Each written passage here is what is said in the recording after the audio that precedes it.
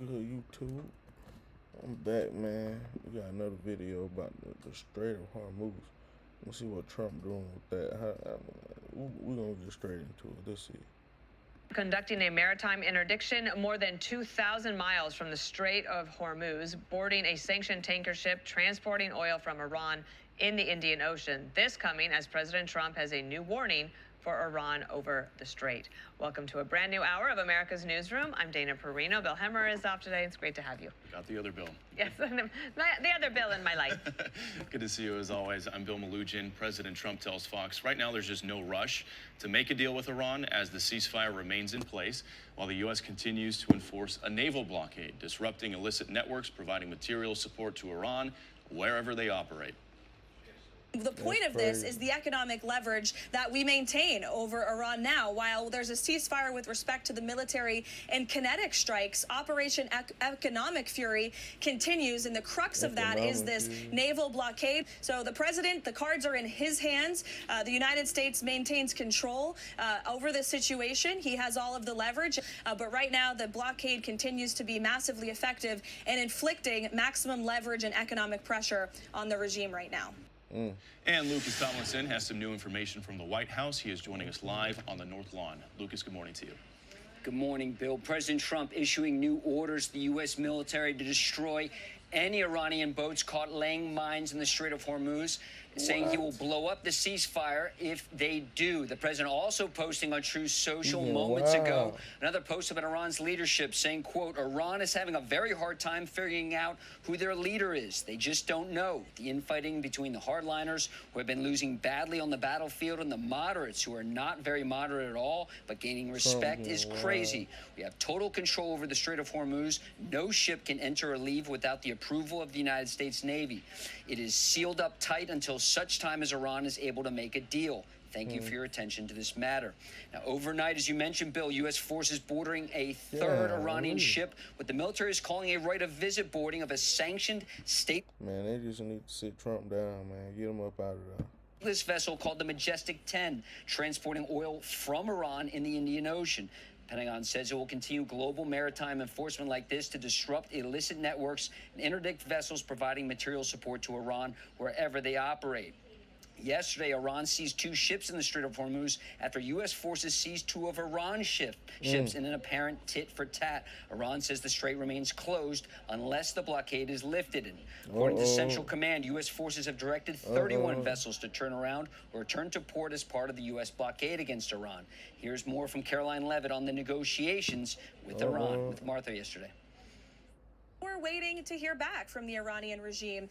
The fact that they cannot send a unified message yet, which is why the president decided to extend the ceasefire, just shows how effective Operation Epic Fury truly was, because there's a lot of internal division over there. The president understands that, and so we await their response. The president, the cards are in his hands.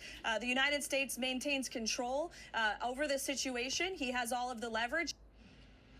Right now, there are no plans for Vice President J.D. Vance to lead a delegation to Islamabad to resume negotiations with Iran, who says they won't show up to Islamabad to talk with the U.S. side unless the blockade is lifted. In the next few days, a third U.S. aircraft carrier strike group will be on station in the Middle East. That's the USS George H.W. Bush strike group. Bill. All right, we'll see if we end up getting that second round of talks. Lucas Tomlinson live at the White House. Lucas, thanks. More on this with Brent Sadler. He's a Heritage Foundation Senior Fellow and former U.S. Navy captain. I want to have you listen to somebody you probably know very well, Kenneth Brathwaite. He was on last hour. He's a former Secretary of the Navy. The power of America from the sea to the shore is being demonstrated today. We do have the ability to seize the straits. We do have the ability, as the president indicated, to wipe out the fast boats. We have 3 carrier strike groups. We have 2 amphibious readiness groups, assorted other fleet assets that are there. Again, this is the greatest concentration of naval forces that we've seen in a long time.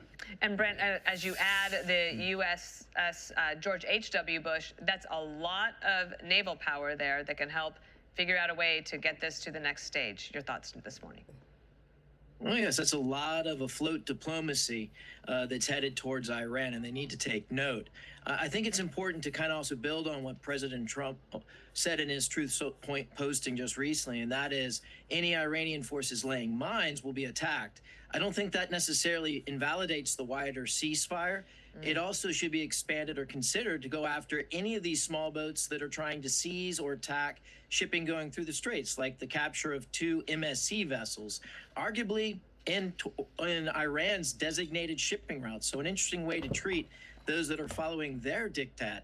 But the U.S. Navy, the U.S. military is definitely repositioned, rearmed, and ready to restart another campaign of strikes across Iran if necessary. But the blockade is having the desired effect, pressure on Tehran, but also pressure on its benefactors like Beijing.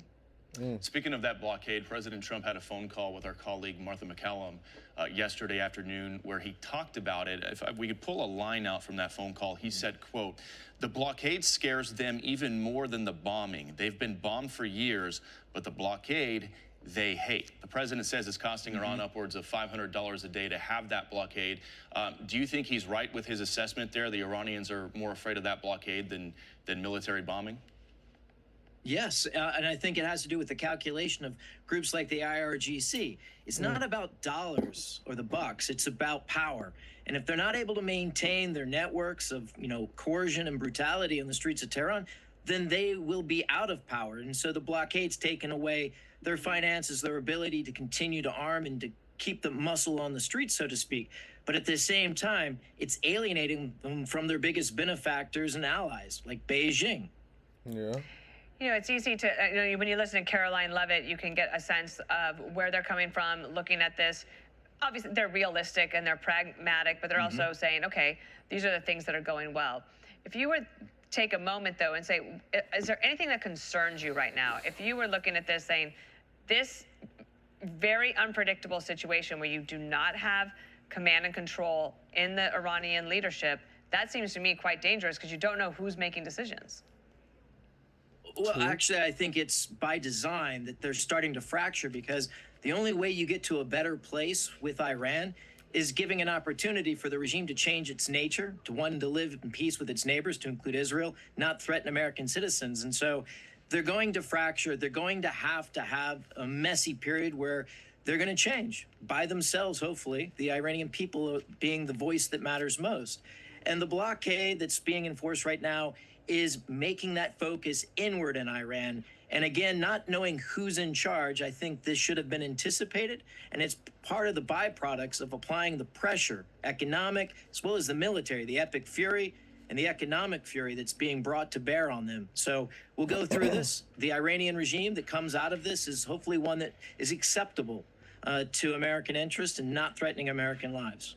Brent Sadler, we appreciate you being on to kick off our second hour here on America's Newsroom. Thank you. Thank you. Thank you. That's crazy right now, man. So they holding it down on the blockade. So their idea is tick for tack. You block it, I block it. You bomb, I bomb. Sound like they petty to me. Hey, let me know what you think in the comments, man. Like, subscribe, comment if you made this far. Appreciate all y'all. On to the next one.